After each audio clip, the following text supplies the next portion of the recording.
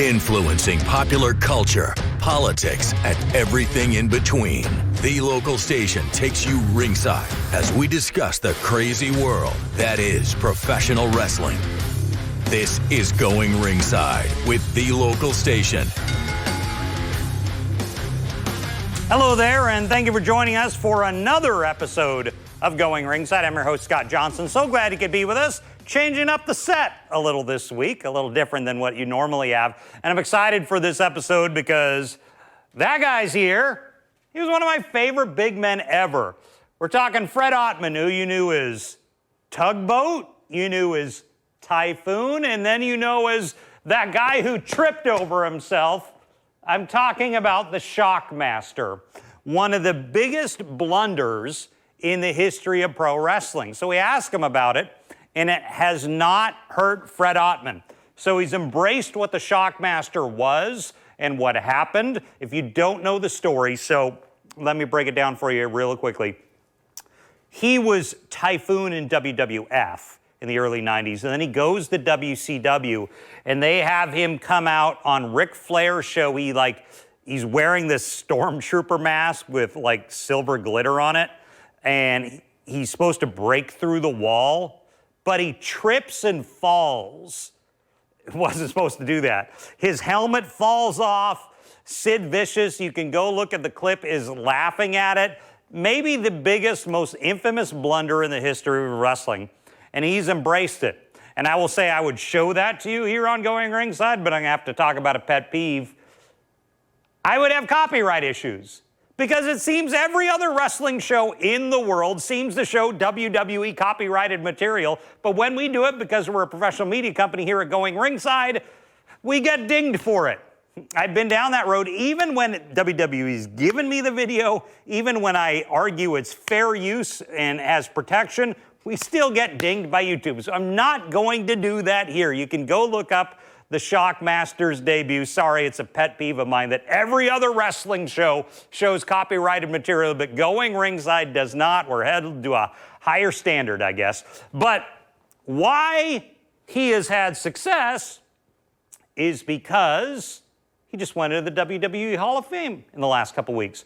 On WrestleMania weekend, Fred Ottman, along with the late Earthquake, John Tenta, were put in as the natural disasters. They were a great big man team, maybe the greatest big man team of all time. I put them up there with Stud and Bundy as my two favorites. So he's now in the Hall of Fame. Then after that, friend of the show, Victoria Crawford, look who she's hanging out with. Three iconic women together for WrestleMania weekend. We're talking about Jackie, we're talking about Jazz, and we are talking about Victoria Crawford, or as you knew her back in the day, Alicia Fox, getting together. We're going to talk to Victoria, friend of the show, a lot about her WrestleMania weekend experience. She was out in Las Vegas for the show. She was at a TNA show, which we'll talk a lot about. And she's got a lot going on, so I want to bring her back and chat about what's going on. But I've seen this image that she took circulating around online about three of the greatest female performers ever. In fact, Jazz right there,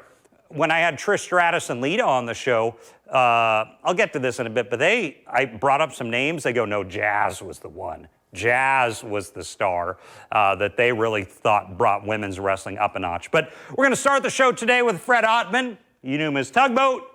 You knew him as Typhoon, and then you knew him as the infamous Shockmaster, a character, a mistake he has embraced in the decades since it happened. So here's Fred Ottman. Well, we're excited to be joined now by Fred Ottman, or Tugboat, or there's another name. There's more. There's more. Fred Ottman, a.k.a. Tugboat, Typhoon, the Shockmaster, the B-A-double-D, Big Steel Man, coming at you live and in color from River City Wrestling Con. That's it. Now, I want to back up to the beginning with Tugboat. How did it start? How were you brought in? Kind of portrayed as Hulk Hogan's best friend when you were brought into WWF. Well, actually, when I came into the first 6 to 8 months, I'd come from wrestling here in Florida. I went overseas to Graz, Austria for 10 days to wrestle the champion there. Came back, my first time overseas. Then I got invited by WCW and WWF at the time. I went up north, I did a couple of dark matches. They hired me, and I wrestled the first 6 or 8 months as Big Steel Man. Then they came to do TV one day, and they go, Vince wants to talk to you. Him, Pat Patterson, and the powers that be. Yeah. And they go, we're thinking about putting this character on you. What do you think about it? He's a sailor. His name's going to be Tugboat. I says, let me get this right. I still watch cartoons to this day, okay? Okay. So I'm just letting you know. You want me to be a cross between like Popeye and Brutus in a character. Sign me up, brother. Yeah. Sign me up. And the next thing you know, I'm wrestling as Tugboat, and they put me with, here I am, new guy, and they put me with the hottest guy in the business. I mean, it was awesome, except for the fact that I had to go use the bathroom 3 or 4 times before I go out and do TV, because if you mess up, you're messing up with the best that there is. Yeah. So it don't look really good on me. Was it like culture shock for you? You go from a guy trying out in Florida, training in Florida, you're alongside Hulk Hogan. Oh, man. I had been wrestling about 3 or 4 years. Yeah. In the territory. That was the territory times. Sure. But coming from here and going to there, I always had in the back of my mind, am I good enough to be here? Am I good enough to be here? All the time to myself. I was questioning myself. Yeah. I just went out and gave it 150%. Whatever they give you, as far as a character goes, you make the best of it. Some are good, some are bad. And then in my career, I always have the Shockmaster. I have fun with that. Well, let's move forward. Before I get to Shockmaster, Yes. Typhoon. Typhoon. They decide you turn heel, and Yes. then you decide to become one of the more dominant tag teams we've ever seen in history, alongside Yes. Earthquake and The John natural Tenta. disasters, Yeah. brother. We were the deal. He's my brother from another mother. Yeah. Still close with his kids and family. Our sons my oldest son, good friends with his son. So when they go to town, my son works for WWE now. Okay. So they hook up and everything like that. But I mean, it was great. He's incredible. I did a segment on a show that they did about him, and I miss him a lot. He died very young. Yeah. And He was one of those guys who looked older than he was. He wasn't that old. Yes, but he had a very fulfilling life. Yeah. He's a hell of a father, a hell of a husband, and a hell of a wrestling partner. One thing I heard about him that people talk about a lot is he was one of the legit toughest men to ever be in this sport. Definitely one of them. You know, he wrestled amateur. He was an alternate on the Olympic team for Canada. He wrestled at LSU. He played rugby. There's several other sports that he played, football, all that stuff. And he did sumo in Japan and was undefeated when he was doing sumo. But he just couldn't deal with it. It's hard to explain unless you've been there. And he lived there. And it's different. And that's where he broke in really pro wrestling with Shoei Baba, who, one of the major Giant companies. Baba, yeah. Giant Baba. So, one of your big feuds, maybe your biggest feud, is at the Road Warriors. What was it like working with the Road Warriors? I loved it. Because here are the biggest, baddest guys that there were back. I was a big fan of the Road Warriors, still am. Oh, really? They're both gone, but God bless them. They were both incredible guys, period. And loved wrestling them. Matter of fact, one of the biggest matches in my mind is when we wrestled in the Tokyo Dome. And it was us and them, and that's where they really got over. And then John had been over there. So here I am, the new guy, and I'm trying to let them know who's come to town as far as me. But every time that we worked, it was a knockdown, drag out kind of deal. But it was great. It's all great memories. So eventually, you do the jump and you go to WCW, and then let's get to it. Oh, talk to me about how Shockmaster came about and how that all went down. They go, here, you're gonna wear this, because I was fresh off TV. This was Ole Anderson. Was he kind of running things? No, he's the one that did the voiceover because they couldn't microphone. That's the original mask on the table right there. Oh, you have it right here. It's right here. Oh wow. Yes. Okay. And it's one of those deals. It was a Bash at the Beach in Daytona. It was live TV. It wasn't being taped. Okay, so whatever happens, when it's live is when it happens. And like I say to this day, everybody has a Shockmaster moment, whether it be at work, whether it be at school, whatever. Yeah. And it was a horrible deal that happened at that time, because here I was the mystery partner going into a two-ring, two-cage wrestling match. It was War Games at the time, yeah. Yes, over in, it was going to be in New Orleans. Okay. And this was the setup for that. I was supposed to burst in, the pyro blows, and flare for the gold on his set. What was it like after the cameras went off? It was, yeah, if I was a drinking guy, it would have been a case of beer driving back to Tampa Bay where I lived. But I took the ribbing from the boys, and the boys will be the boys still to this day. But I've had fun with it. I've had 2 figures that have come out. You know, I've been characters in video games. It was the 2016 San Diego Comic-Con figure from Mattel. It was only available there. I have one on the table. Okay. And on the back, the packaging, everything, all the guys that make figures for Mattel are all big wrestling fans. And was it frustrating at the time that you had done so much and then that gets stuck there? No, you know, everything, you know, there's no perfect storm in the wrestling business. I've seen guys that were top-notch champions go to make a hot tag and catch their feet on the top rope and fall on their face. One thing I don't understand that this wasn't the internet age. A lot of people didn't see it. Why did they go through with trying to make you into a clumsy character? I don't think they really knew what they wanted to do. After that happened, they were all, you know, like pie-faced, you know, as far as that goes. And matter of fact, I talked to, I think, David Crockett. We were signing in Carolina at a big convention. And he goes, Fred, they didn't really know what they wanted to do. And really, the Shockmaster, I have people that see that deal and they're like, how are you supposed to wrestle in that mask? I says, you don't understand. That was, the Shockmaster himself was supposed to have been more like a comic book type character with a mask and all that stuff, but like a wrestling mask. And all this was to hide my face from being fresh off of TV as the mystery partner for this game. So, you know, you guess what it is. Unfortunately, it didn't turn out that way. Yeah. And so, you know, but, you know, I'm a team player, so what happened after that is what happened. Why have you stuck with it all these years? Because that was, 30 plus years ago. Well, millions of people have watched that video. Yeah. And they come up to me, they ask me about it. They bring me figures to sign, they bring me all kind of stuff, and want to take the pictures. They want to wear the mask. It's the original. And, you know, I'm like, be careful now. I'll warn you prior to you putting that on your head. It's evil. It's pure evil. Okay, it will talk to you and tell you things. Yeah. And you will have no control, no self-control, period, for what you do.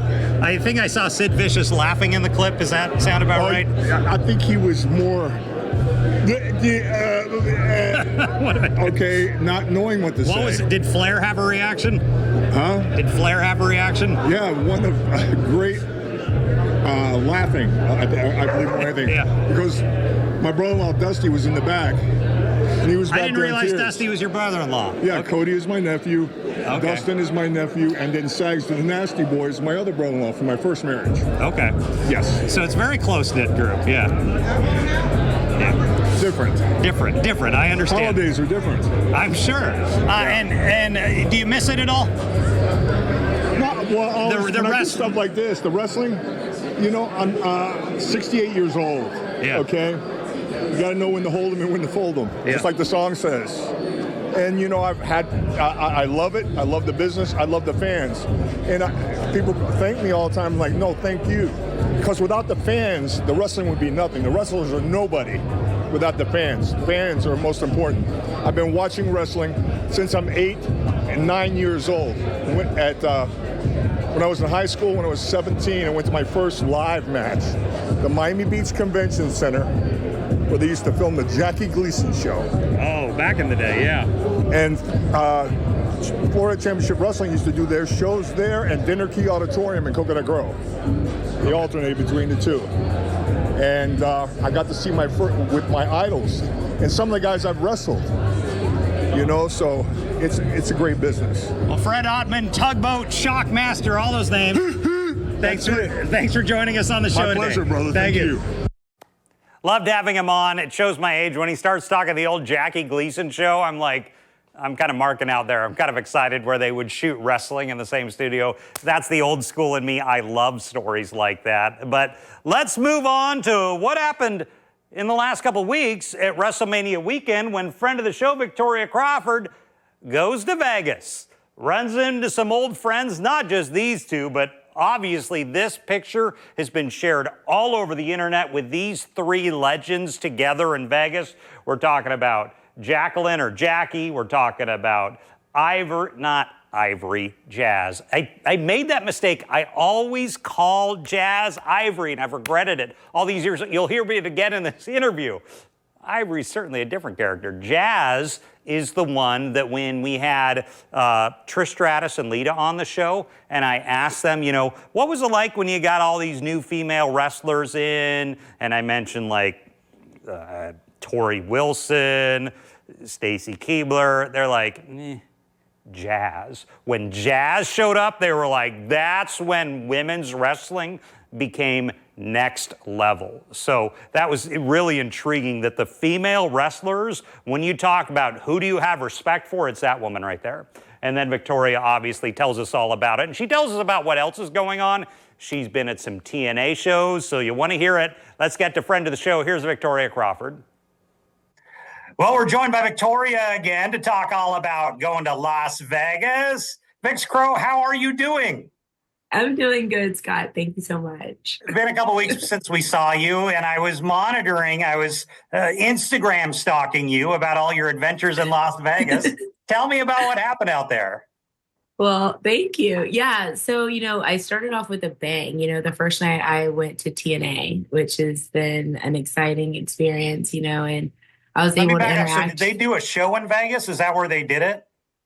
They did, yeah. Oh, that's interesting. Okay, I didn't realize they were in Vegas right then, too. It was a really great trip. So I was invited to go to TNA, which was great. And so I'll have a couple of sightings there coming up. So that's always a win. Mm-hmm. It was really cool because I went with my husband. So then we got to kind of do it together. I had a partner. So it was great on that, spending time together. But I want to stop you right there. Yeah. Life on the road as a single person versus life on the road as a married person. Are there differences?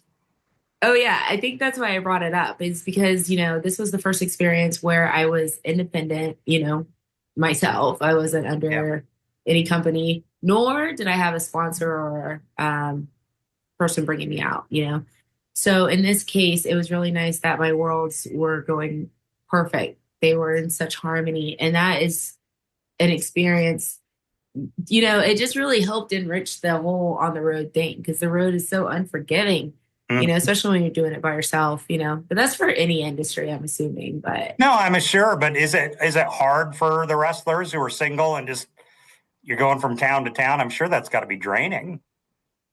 I found it very draining. I found it draining on the social aspect of my person. It's like you just kind of want to be missed, Yeah. But it definitely taught you a lot. I mean, you know what it's like to travel. Like everyone that travels have the same, flow in the airport. They go through their priority line. They sit in their class seats. They go to the airport. I want to ask you because I'm trying to think of things that have happened the last week. It was someone, I think it was Kevin Owens, who went on Chris Van Vliet's show and talked about what it's like, particularly for the girls in the airports. The female wrestlers. Have you seen that be hard over the years with fans? Well, I didn't see what he said, but I don't know for me, I don't know if gender really played a part. The fans are just very there. They're at the airports, they're in the hotels, they're very there. But we're accessible, there isn't I don't know what the road is like until this coming up experience, but I don't know if there's any airport security. That would almost be on somebody else's budget, and I don't think anyone wants to. Okay, so enough on the travel. Let's talk about TNA. So you get to Okay. TNA. I saw you in the audience there. Looked like front row.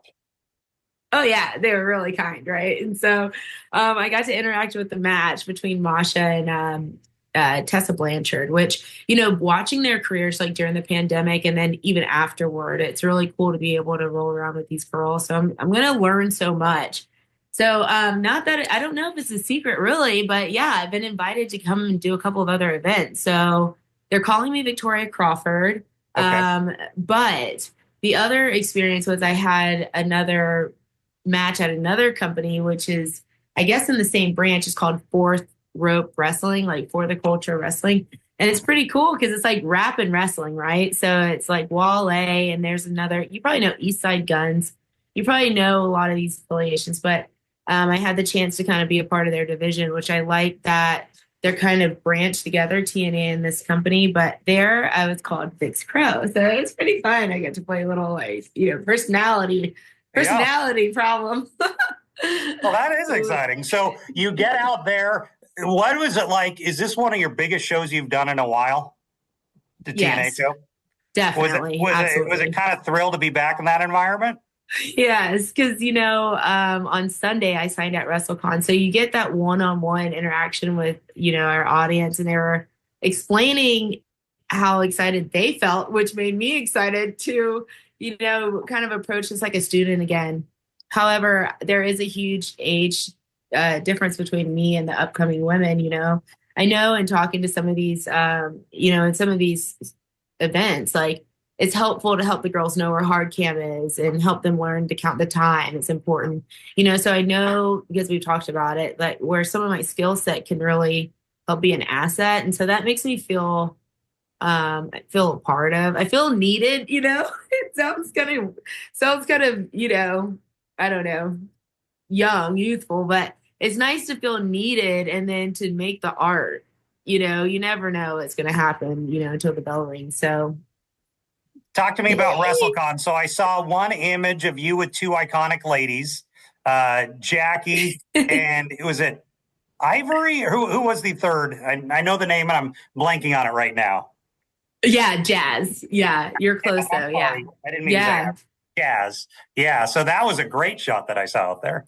It's so funny, but I always really critique like my facial expressions because it's like I don't have good eyesight. So when I'm looking for the camera, if it's going or whatever, so a lot of them like are squish face, but the excitement in my face, I'm just like, I cannot even really put into words because these two women really opened the door for like women like me and women of all walks in this industry. And so it was really cool because they were just, talking and hanging out. And it was just, it was just pretty unreal. Like it was just so mythical for me because again, I was there on my own independent experience and kind of being able to love the industry again and kind of explore it in a new direction has been really a great experience so far. So, who are some of the others you saw there? Okay, so I saw SoCal Val. I saw Melissa, cheerleader Melissa. So I saw a mix of independent and up and comings. I saw Jimmy Yin Yang and his daughter Jasmine. I saw, Francine. I saw Shane Douglas. I saw. All right, let me pause right there. Do Francine and Shane travel together, or am I just assuming that? It looks like they sign together. Yeah, they usually sign together. Yeah. Okay, and, so they know they're close. Yeah. I saw Dan Spizey, which, that was remarkable. Mickey James, I know, was there. Elias was there. Jinder Mahal was there. I saw RVD, who we have to pray for him because he has an injury right now. He's in a wheelchair. Really? I did not know that. Okay. I didn't either, but it's, I guess, public information, So I guess he's got some injury to his heels, hit the back of his feet. It's like, this whole anatomy is nuts, so from there up, but I think unfortunately for both limbs, so he's in a wheelchair. So I saw his wife, Katie, she was great. And I saw Jackie, who else was down there? I saw new up and coming wrestlers. I saw. Is the Vegas show one of the bigger ones, or is that kind of because Mania was there? Or does it kind of go hand in hand? Well, to my recollection, I guess, I don't remember us really having one of the top 5 or the WrestleMania in Vegas, like for what I remember. But I thought it was like the perfect environment for the energy that the pay-per-view really carries. You know, there was like 60,000 plus people, but there were so many more independent events and wrestling shows that the fans were going to as well. I heard some fans, they were going to like 4 or 5 shows. So I think just now that time can be more, just more than just one company catering to like all these fans coming from all over the globe. I mean, I think Vegas is the perfect place. It should be there every year. I thought I saw some headline where there was talk about them wanting to go back to Vegas. I think probably because it did so well there. I hope so, because you know, Vegas is just made for a large body of people, and I mean, I think that from top to bottom, I think just in general, I love seeing I love seeing how our industry is growing again with all these independent wrestling companies that have streaming rights. So that's how fans are able to see more of who are out there and know more about these other talents that haven't yet made it to WWE or AEW or, you know, it's pretty cool. I want to ask you a few TNA questions. So TNA and WWE are kind of like this nowadays. Did you notice that? Did it seem closer than you've seen before? Or did it seem they're still definitely separate companies? I didn't really notice the presence of WWE, to be honest. Okay. You know, I do know that a lot of superstars have crossed over and things, but I was just really proud to be at TNA and seeing and hearing how they are growing and moving forward was like pretty refreshing to just be a part of this timeline, you know. And I can be myself. I can be, yeah. So one guy who's on Mania was TNA's champion Joe Hendry faced Randy Orton. What did you think of that? A TNA talent was on Mania? I loved it because I guess in this case, would it be considered representation? Like if one talent goes to another, you know, so it's good that the door's open for representation because I think I believe in Joe Landry, you know, and then from other cases like, you know, Jordan Grace, you know, obviously successful. There's also Mickey James that's been in TNA, WWE, and, you know, and Lisa Marie. There's a lot of Val, a lot of women have Trinity. So I really don't know what the future holds in that relationship, but it'd be really nice because it only opens the doors to places for us to go. What did you think of the show? What do you think of Mania overall? Where were you at when you watched it? Well, you know, I watched it poolside at one of these. I thought I saw that. You were still in Vegas, right? Yeah. Yeah, still in Vegas. And it was really cool because, like, that's what I loved about Vegas is, like, our hotel had an area where the residents could just view it, you know, people that maybe didn't make it to the show and everything. And so it just really was nice to kind of, I don't know, I just loved it. So anyway, so there was a poolside event, and so fans and mixture of some of our coworkers were all there watching the show. So that's the best thing about wrestling. You know, everybody can come together. But I really enjoyed watching the women's match, Charlotte and Tiffy Time. I'm a Tiffy Time fan. I think it's remarkable with her age and then how fast she's kind of gone up in that very like high competitive environment. I think it's really great to see where she'll end up. And she'll be a girl such as my generation come back to do one-offs, like the way Trish comes back, you know? And so for seeing the way the company is expanding stories for the women makes me hopeful too. So I know that my job right now can just to be keeping a warm up in the ring and just keep moving along, you know? Did you think Charlotte did a good job of putting her over? Well, I know since she won, there's that case, right? Yeah. But I think, you know, I'm just going to say from my experience, like I'm not really a technician. And from what I saw, it was a very technical, strong match. Okay. I may have a difficult time with that kind of style, but I think between the both of them, they both made each other look like strong competitors, if not to do it again, but at least to help Tiffany looks like she can stand her own against anybody, you know. But, you know, and Charlotte's a multiple-time champion, so it's kind of been proven for her. So I just really enjoy watching that younger generation, especially in the pressure of, like, this culture. You got social media. We've got more accessibility to be one-on-one with the fans and tell them who we really are, you know. And then at the same time, it keeps on giving back, because a lot of my experience at TNA were, you know, conversations about what we did in our generation of the divas and stuff. You know, how do we make it more personality based, or, you know, whatever. But yeah, so I'm experiencing that now. So I'm very grateful for that. Well, Vix, we're going to work on getting a slideshow up on our home website, newsforjacks.com, of your weekend. Thank you so much for joining us again. Thanks.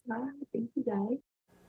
So I appreciate Victoria telling us all about WrestleMania weekend, her TNA experience, which I was really excited when I see her waving at a TNA show, front row there. So we will be watching what she's got going on in a couple weeks. And of course, thanks to that man, I probably know best as Typhoon. You may remember as Tugboat, but of course, I think in the modern internet era, he's much more famous because of the Shockmaster, with tens of millions of people having watched that video, which you can go find anywhere on the internet right now. But I appreciate both of them sitting down, talking with us about their careers and WrestleMania weekend. And thank you for joining us.